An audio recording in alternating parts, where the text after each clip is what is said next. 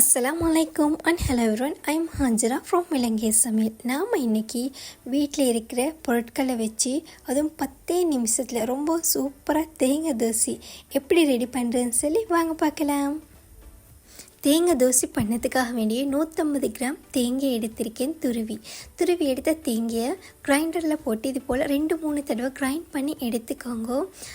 தோசை பண்ணத்தை கணக்கான பொட்டுன்னு எடுத்துக்கோங்க. இப்போ இதில் 200 கிராம் சுகர் சேர்த்துக்கொள்ளுங்க அண்ட் 1/4 கப் தண்ணி.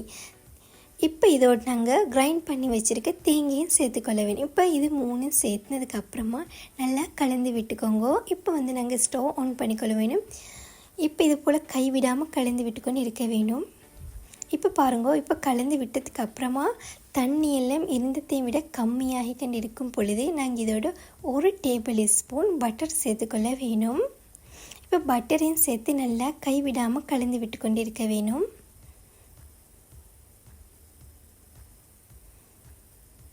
நான் இதோட red colour food colour 2 drops அளவு சேர்த்துக்கொண்டேன். இப்போ சேர்த்ததுக்கப்புறமா எகைன் இதை நல்லா கலந்து விட்டுக்கொள்ளணும் கைவிடாமல்.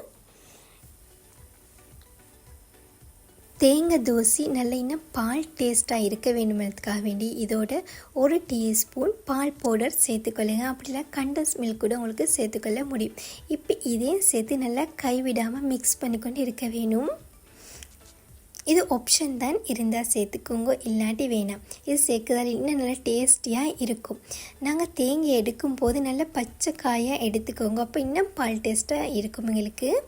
அண்ட் இதோட நான் வெண்ணிலா சேர்த்துக்கொள்கிறேன் 1/4 டீஸ்பூன். இப்போ அதையும் சேர்த்து நல்லா கைவிடாமல் மிக்ஸ் பண்ணிக்கோங்க. தேங்காய் கிரைண்ட் பண்ணி சேர்த்தும் போது தேங்காய் துருவி எடுக்கும் போது கொஞ்சம் பெரிய பீசஸாக இருக்கும். இதை கிரைண்ட் பண்ணும்போது ரொம்ப குட்டி குட்டி பீசஸாக இருக்கும் போது ரொம்பவும் அழகாகவும் இருக்கும். நல்லா ஷேப்பங்களை கட் பண்ணி எடுத்துக்கொள்ளவும் முடியும். அதுக்காக வேண்டி தான் நான் கிரைண்ட் பண்ணி எடுத்துக்கொண்டது. இப்போ பாருங்க, நாங்கள் கைவிடாமல் இது மாதிரி மிக்ஸ் பண்ணி இருக்கும்போது இருந்ததையும் விட கலரு லேசாக சேஞ்ச் ஆகி ஒரு திக்னஸ் ஆகிக்கொண்டு வருது இது மாதிரி.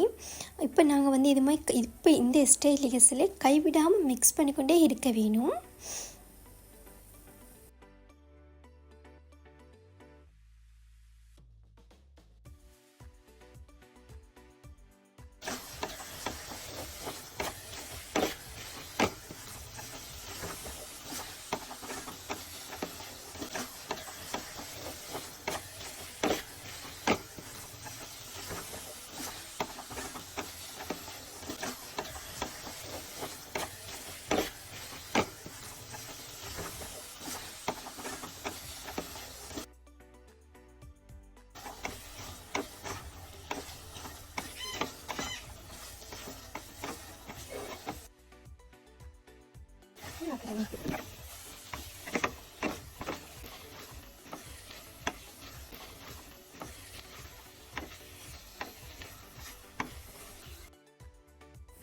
இப்போ பாருங்கள், இது இருந்ததையும் விட ஓரளவு திக்னஸ் ஆகி வந்திருக்கு.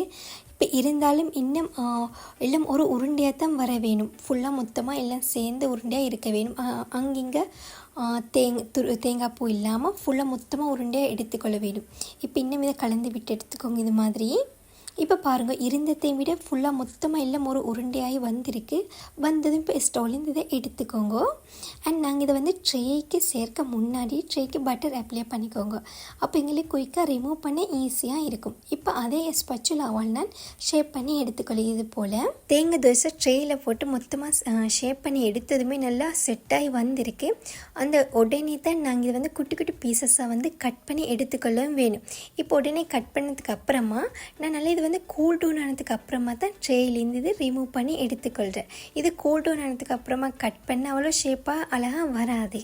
நான் ஓரளவு சைஸில் 36 பீசஸ் கட் பண்ணி எடுத்துக்கொண்டேன். இந்த தேங்காய் தோசை ரெடி பண்ணி எடுக்க எனக்கு சரியாக 10 நிமிஷத்தில் நான் ரொம்ப குயிக்காக பண்ணி எடுத்திருந்தோம்.